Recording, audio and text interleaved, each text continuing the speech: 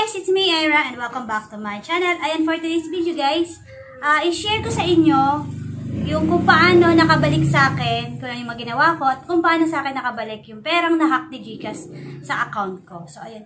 Kung tatandaan nyo guys, nag-vlog ako about na-hack yung Gcash account ko at yung ano mo nangyayari.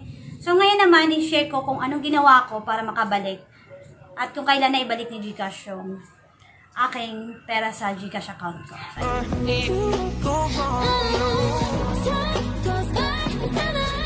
Pero kung bago pa lang po kayo sa akin channel, ay huwag niyo po kalimutan mag-subscribe at pakipindot na rin po yung notification bell dyan sa baba para ma-update po kayo kapag nag-upload po ako ng panibagong videos. So ayun guys, nga guys, yung topic natin ngayon, kung paano na ibalik ni Gcash yung laman ng na-hack sa akin, yung lahat ng na-hack sa akin na amount. So, paano nga ba yun nakabalik? Ano ba yung mga ginawa ko? So, una guys, ang ginawa ko, after kong nalaman na na-hack na ako, lahat na na-deduct sa ano ko. So, meron kasi yun, di ba guys, na ano, na mga confirmation na nabawasan yung account ko.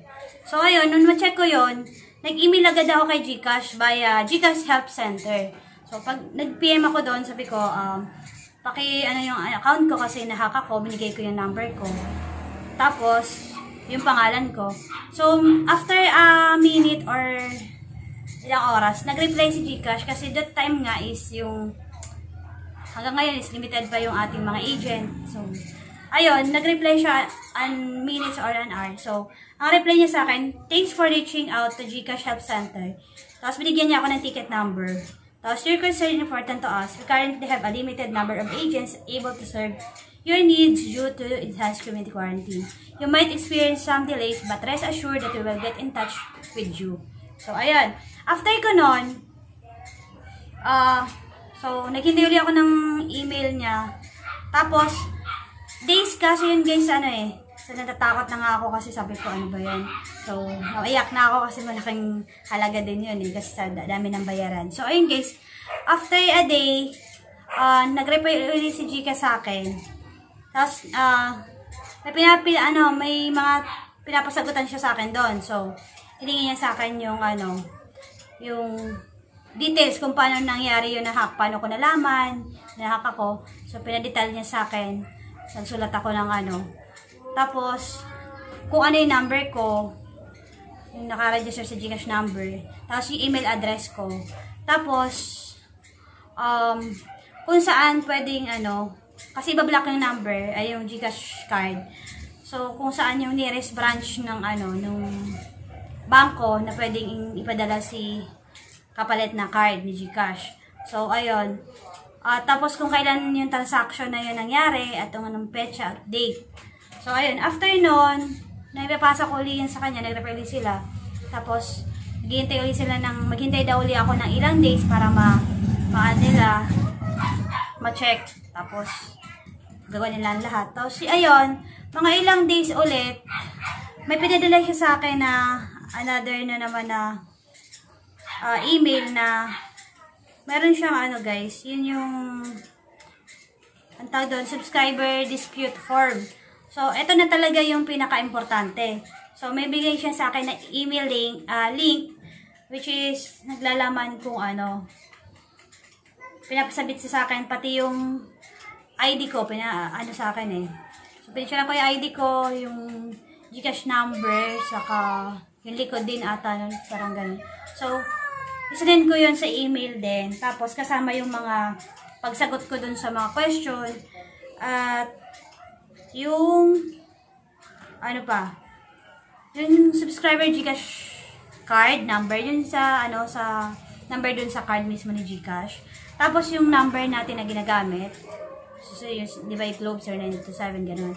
Tapos, yung full name, at saka, transaction date, tapos kung saan ginamit yung transaction, kung saan ginamit nung na-hack, tapos kung magkano yung amount, tapos yung transaction reference. So, napaka-importante guys, na nung na-hack kayo, hindi mawawala yon na i-save nyo yon or na-screenshot nyo para at least meron kayong patunay.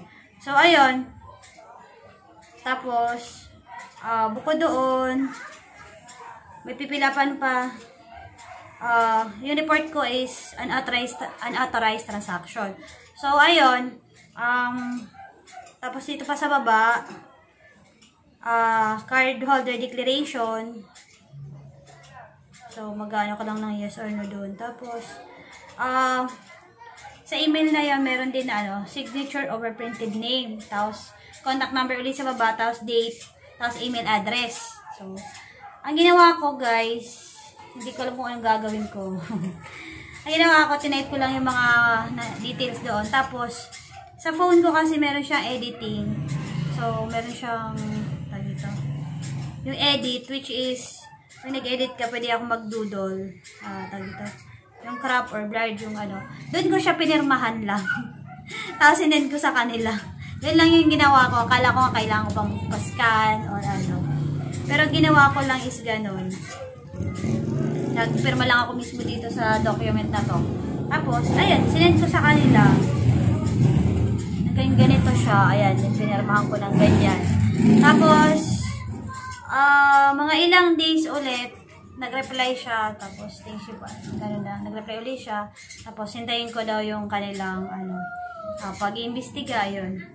Tapos, after nun, wala na ako na-receive na email. Nayaan ko na lang.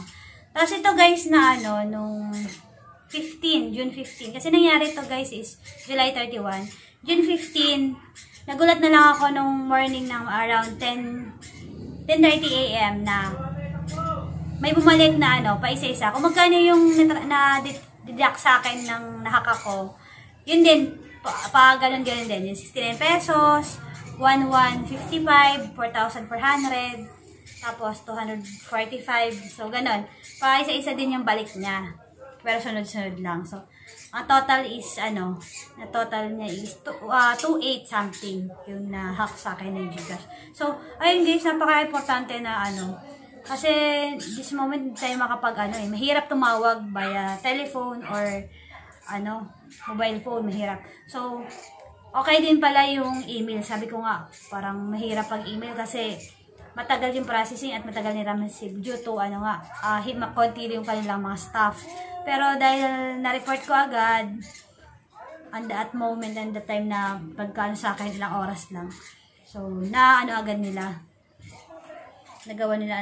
Napaka-importante na guys, diba, na naibalik yung pera natin kasi hindi naman natin pinupulot yung ganong halaga. So, ayun. I-share ko lang sa inyo para at least, yung tulad ko na nang-hack ay i-report agad para may balik sa inyo yung pera kasi nagagawan pala naman ni Gcash ng paraan para may balik sa atin yung ating mga pera na yon. So, ayun guys, sana makatulong itong video na to. Pwede na naman kayo mag-comment sa comment box kung ano pa yung mga nalimutan kong detalye or follow-up question na inyong So, ayun guys, bale yung kung gusto nyo balikan yung kwento kung paano ako na-hack, kung paano yung nangyari that time, pwede nyo balikan yung nauna kong vlog about Gcash hack victim. So, andoon lang yun guys sa video ko na to. Ilalagay ko na lang dyan sa baba yung link para from the start ng kwento is masundan nyo. Tapos up to paano na ibalik yung pera na to sa akin. So, ayan. So, ilalagay ko na lang dyan sa baba yung link. Ayun guys. Syempre, nung nahack yung Gcash account ko pala, share ko lang konti So, nahack pala yung Gcash account ko na to guys. Pati yung email ko nga is parang nabuksan. So, yung lahat ng binabayaran ko dito guys sa Gcash account ko is yung mga bills payment, tapos yung mga savings account ko. Dito na ako nagdi-deposit dito ako nagka-cash sa Gcash tapos sinesend ko through sa bank. Tapos, payment ng mga credit card. So, maraming transaction ang ginagawa kay Gcash. Kaya, ang ginawa ko pala, guys, nagpalit ako ng